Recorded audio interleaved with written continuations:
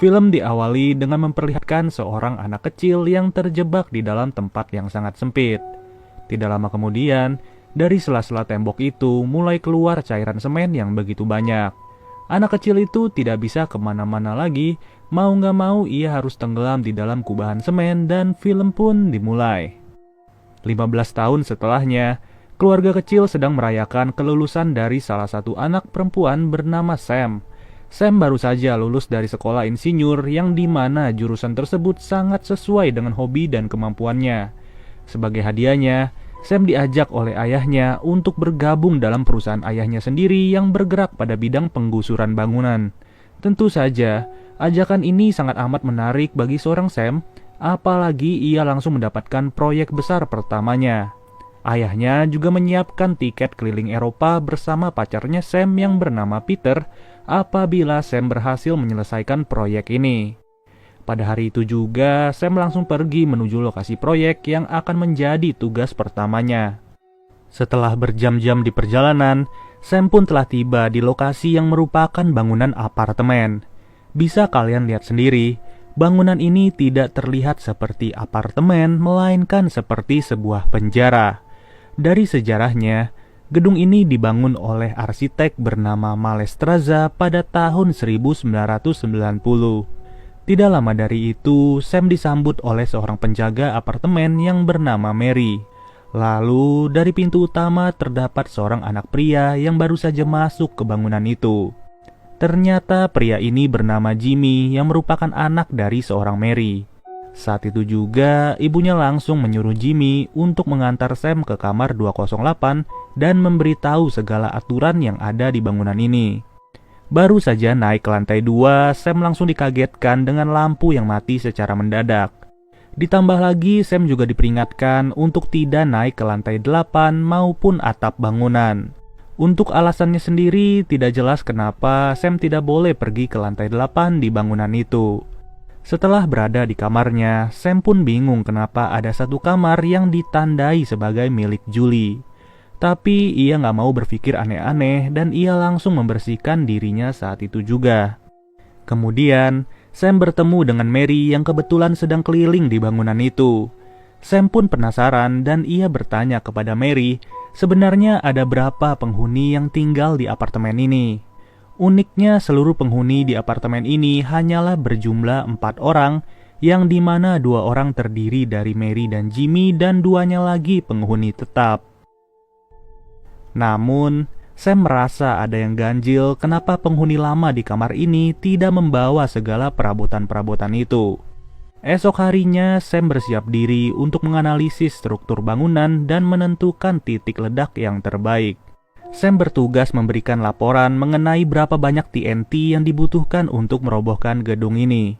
Itu pun ia harus menentukan titik ledaknya dan TNT apa yang cocok dengan struktur bangunan. Beberapa jam kemudian, ia pun langsung pergi ke salah satu minimarket untuk membeli beberapa makanan dan minuman.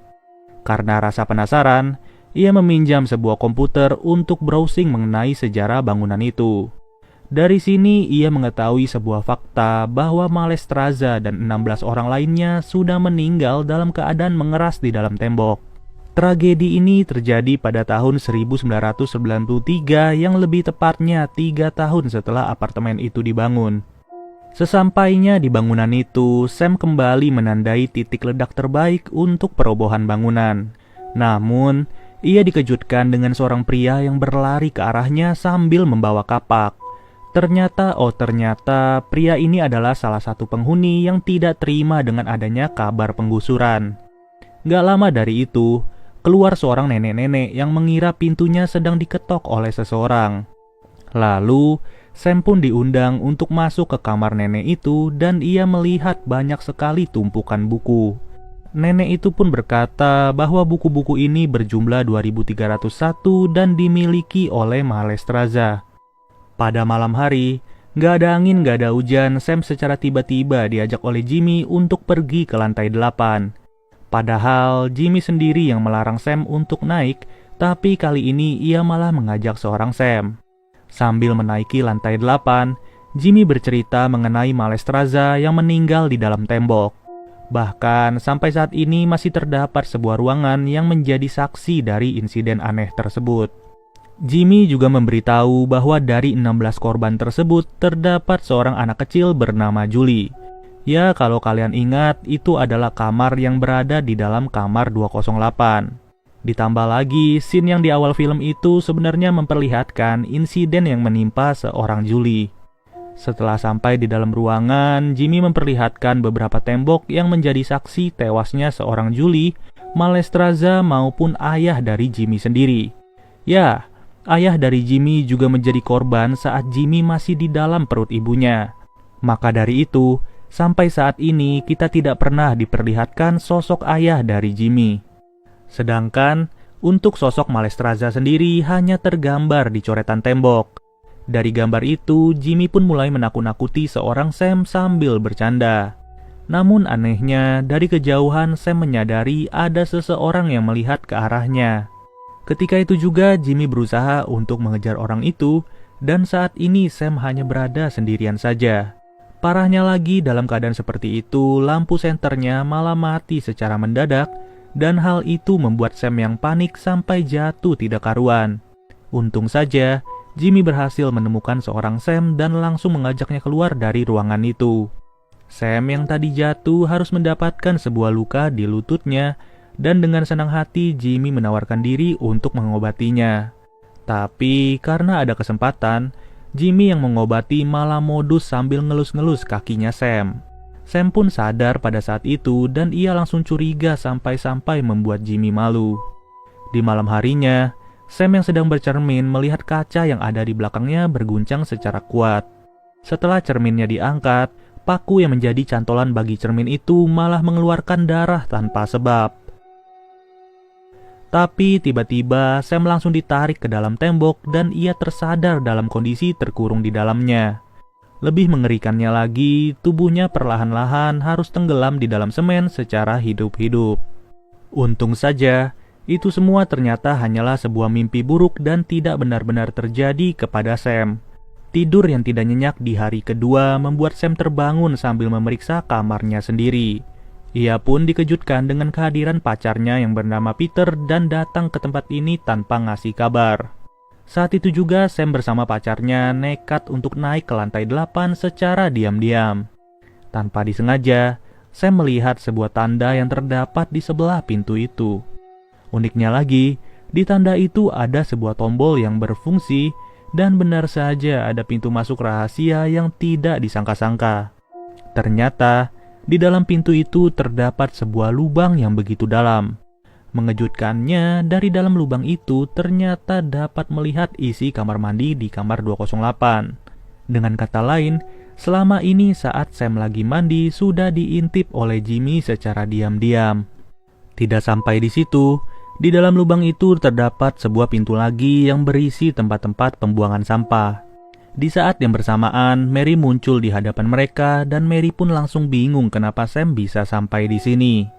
Setelah momen itu, Sam melaporkan semuanya kepada Mary bahwa Jimmy secara diam-diam sudah mengawasinya di dalam kamar mandi. Ya, ujung-ujungnya Jimmy kena oceh sama ibunya dan ia langsung kabur dari hadapan mereka. Tapi walaupun sudah melapor, Sam masih tidak menyangka kalau Jimmy bisa secabul itu. Lalu, Peter yang berada di sana merayu Sam untuk melupakan semuanya dan ia mengajak Sam untuk pulang pada besok pagi. Tapi sebelum itu, udah jelas banget mereka pengen nempel-nempel sebelum pulang besok pagi. Di sisi lain, Jimmy yang berada di depan kamarnya Sam hanya bisa mendengar kemesraan mereka sambil bersedih. Pada esok harinya, Sam menyiapkan seluruh pakaiannya untuk pergi pada saat itu juga.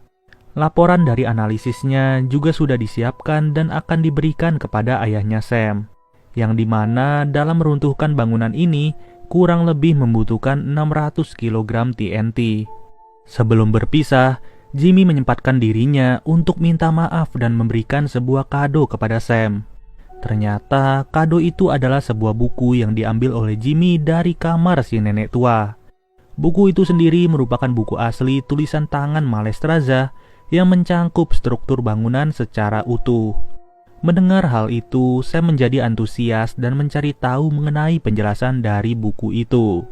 Kemudian, ia dan Peter pun diajak oleh Jimmy untuk mencari tahu di ruangan lantai 8. Tapi Jimmy sudah tidak ada lagi dan yang terdengar hanyalah teriakan minta tolong. Ternyata masih ada ruangan lain di lantai 8 yang menuju ke sebuah lubang besar. Ketika itu juga, Sam berniat turun ke lubang itu untuk menolong Jimmy yang terjatuh. Sedangkan Peter berjaga di bagian atas sambil mengulurkan tali katrolnya.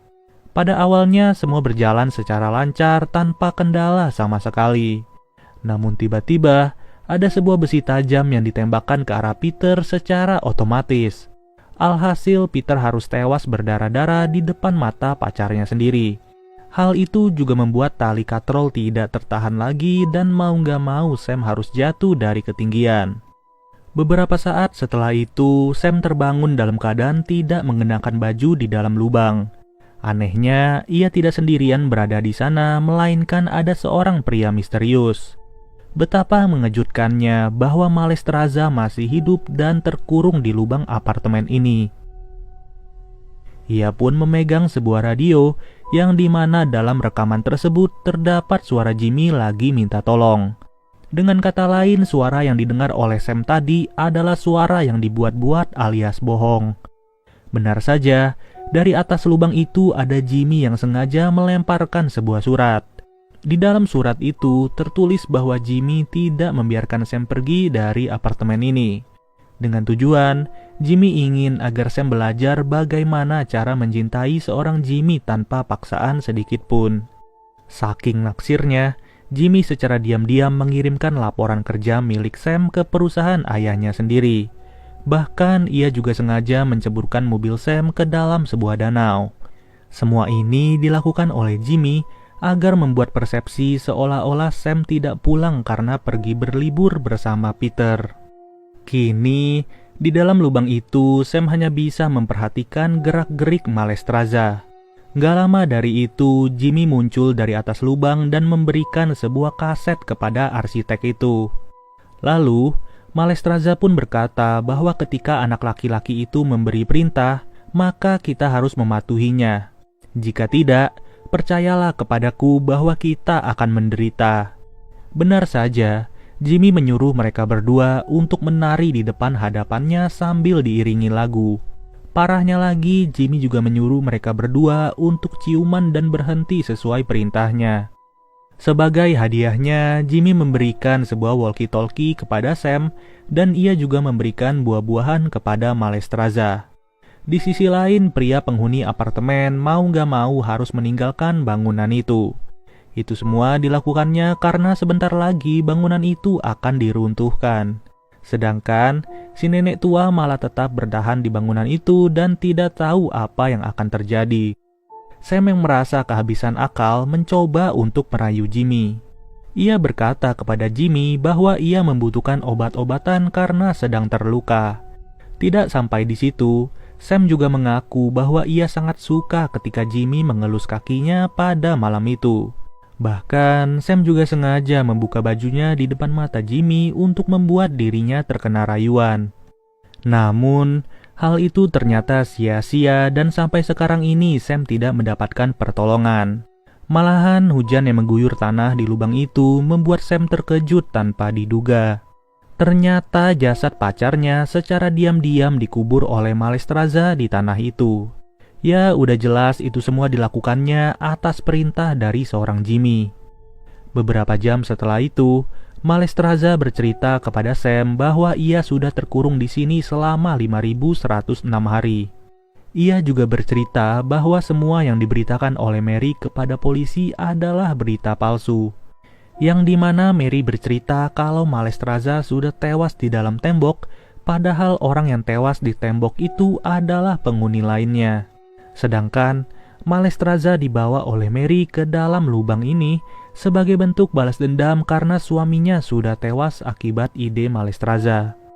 Memang benar apa adanya, Malestraza mengakui bahwa kepercayaan primitif mengenai struktur bangunan masih ia percayai sampai sekarang ini.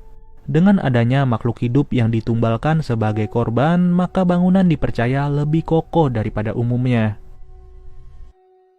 Di saat yang bersamaan, Mary curiga kenapa Peter dan Sam tidak memberitahu dirinya ketika ingin pamit.